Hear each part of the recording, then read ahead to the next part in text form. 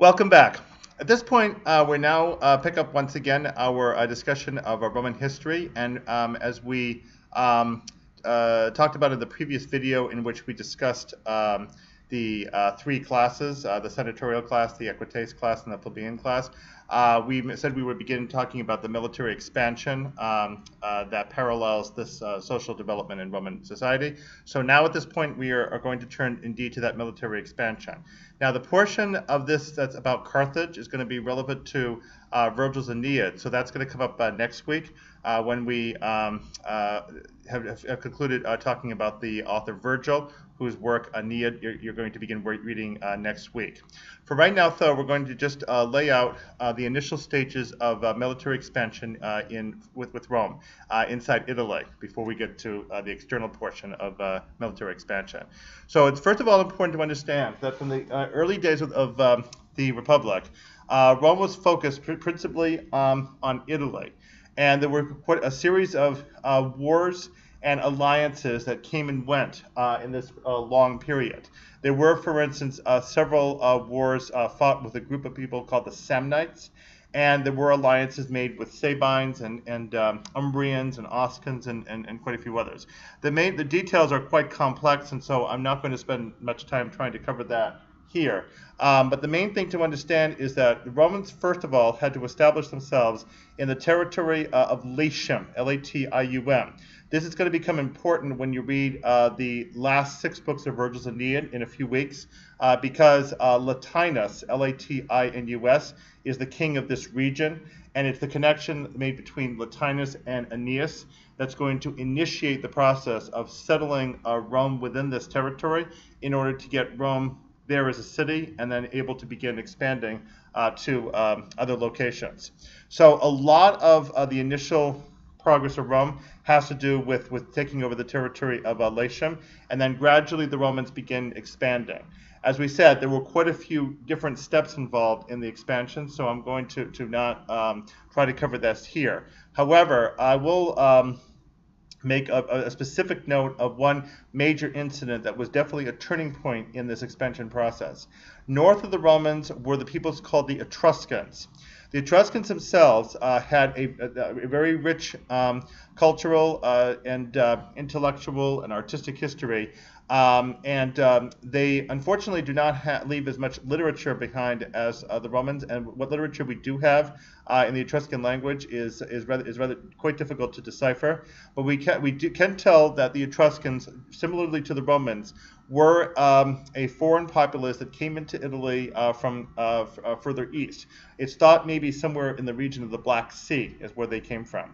And the Etruscans existed in Italy before the arrival of the Romans. Now, the Etruscans themselves, as you may remember with the kings, were prominent among the 7 kings because the last 3 kings, Tarquinius Priscus, Servius Tullius, and Tarquinius Superbus, were all Etruscan kings within the same royal family. And of course, then that kingship was deposed after the incident with Sextus Tarquinius and the rape of Lucretia.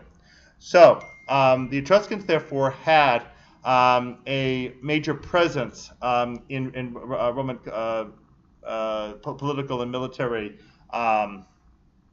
expansion. And we're obviously there to interact with the Romans and also potentially to be in the Romans' way. We should mention that the Romans themselves had quite a bit of cultural interaction with the Etruscans because, among other things, the Romans had a trilogy of 3 gods whom they worshipped together. Those were Jupiter, Juno, and Minerva. Although we tend to treat these 3 gods as Greek gods with Roman names, the Etruscans themselves also had a similar trilogy, and so therefore it's virtually certain that the Romans must have melded the Etruscan divine trilogy with the Greek mythological tradition in order to focus on these particular gods for their own trilogy. And there are quite a few other interactions besides. The Emperor Claudius wrote an extensive history on the Etruscans, and he was really quite interested in their culture. Regrettably, we've lost Claudius's work, but it's interesting enough to know that he did write one, to know that the Romans had a very strong appreciation of Etruscan civilization, even though they ended up eventually conquering them. So much of what goes on with the Romans and Etruscans eventually becomes hostile. Curiously, however, when Aeneas himself lands in Italy, as you'll see again in a few weeks, he in fact goes up north and ends up allying with the Etruscans in order to, again, defeat his enemies, the Rutulians, in order to get himself established in Latium. So initially, the Etruscans actually team up with the Romans. So that's quite ironic, considering that Virgil, of course, was well aware in historical records that the Etruscans eventually became the enemy of the Romans and were ultimately overpowered by them. So the critical year, after quite a few conflicts between Romans and Etruscans, is 396 BC. So this is a little bit more than a century after the beginning of the Republic. And the principal city in the way of the Romans, for expansion purposes, was the city of Veii, V-E-I-I. We have abundant archaeological remains from this city, enough to know that this was a highly established, very advanced city with quite a bit of artwork and architecture that we imagine likely influenced the Romans. The Etruscans themselves were especially skilled at bronze statues.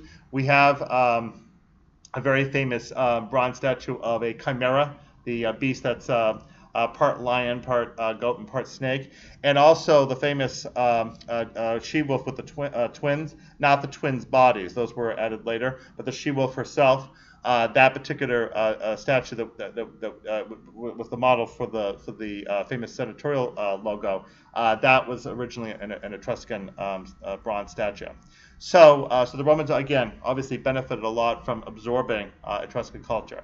But eventually, the two civilizations did clash, and in 396 BC, the Roman general Camillus, Camillus, led an extensive siege against Veii.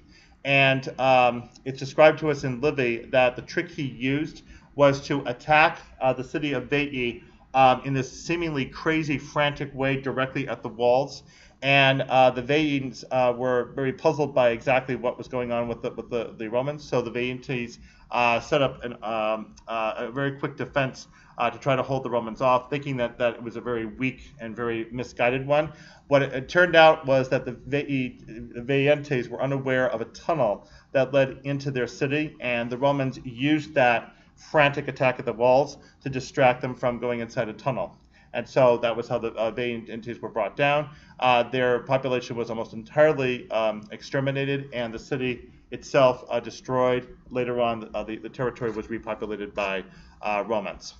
So that turning point is what really set in motion the Roman expansion. From there, they expanded both north and south to eventually encompass all of the territory that today forms the borders of the country now called Italy. After the Romans were successful at going up north and establishing the borders with Gaul, and even finally carving out a piece of Gaul, which later became known as Gallia Narbonensis, as Roman territory, the Romans then turned south, and they took on the Greeks and Greek-descended Italians down there.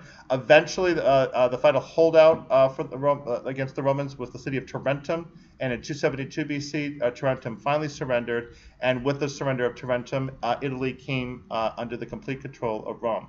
I might mention on the side, by the way, that these Greeks down south took in for an aid the general Pyrrhus, Pyrrhus, who came in from Epirus, which was the northwestern portion of Greece.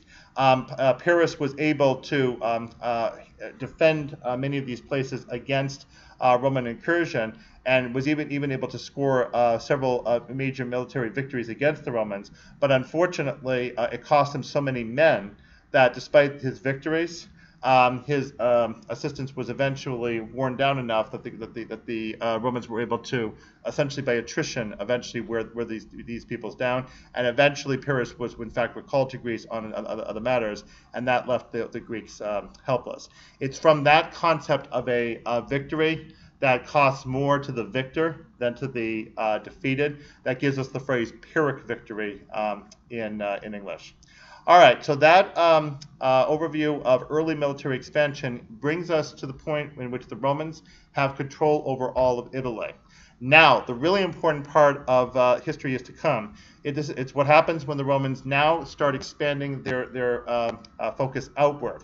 It's not certain whether the Romans had it in mind from the beginning to expand outwards. I would imagine they probably did. But a series of additional historical developments led the Romans to start the process of moving their operations from within Italy itself outward. And of course, the major enemy now in the Romans' way is Carthage. So as you begin reading Virgil's Aeneid, you're getting to know Dido and getting to understand the important place of Carthage in the history of the Romans in those early days with Aeneas's travels. You'll begin to understand why the Romans pay so much attention to Carthage in Aeneid because of this early conflict between those two cities. Once again, like as with the Etruscans, the Romans, of course, have the Carthaginians in their way, and the Carthaginians eventually will find themselves on the receiving end of Roman expansion. Not a good thing. Okay, so we'll set you now off to reading Virgil's Aeneid, and we'll be back again soon to continue our Roman history. We'll see you next video.